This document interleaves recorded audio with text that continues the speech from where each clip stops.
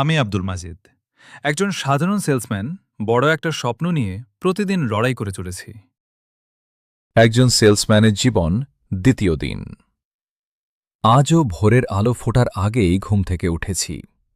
নতুন একটা দিনের শুরু, নতুন একটা আশা নিয়ে টোটোতে মাল তুলে রাস্তায় বেরিয়ে পড়লাম। আমি কোনো বড় ব্যবসায়ী নই, আমি একজন সাধারণ সেলসম্যান। দোকান থেকে দোকানে ঘুরি, মানুষের কাছে আমার মাল পৌঁছে দিই। কেউ হাসি মুখে নেয়, কেউ আবার ফিরিয়েও দেয়। তবুও থেমে থাকার সুযোগ নেই। রোদ হোক, বৃষ্টি হোক, গরম হোক বা ক্লান্তি, সবকিছুর মাঝেই চলতে হয়।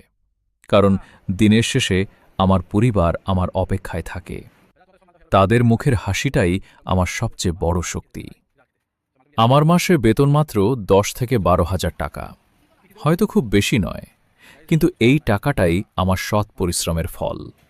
তাই আমি এই কাজকে সম্মান করি এবং প্রতিদিন নিজের সর্বোচ্চটা দেওয়ার চেষ্টা করি।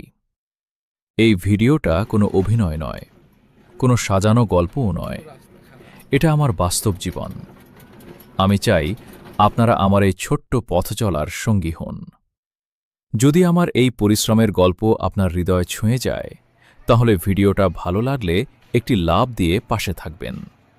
আপনার একটি লাইক, একটি কমেন্ট আর একটি শেয়ারই আমাকে আগামীকাল আরও ভালোভাবে কাজ করার সাহস দেয়। তাহলে মালটা সদ্য হয়ে গেল, তাহলে আমি আসছি তাহলে নাকি? হ্যাঁ ঠিক আছে।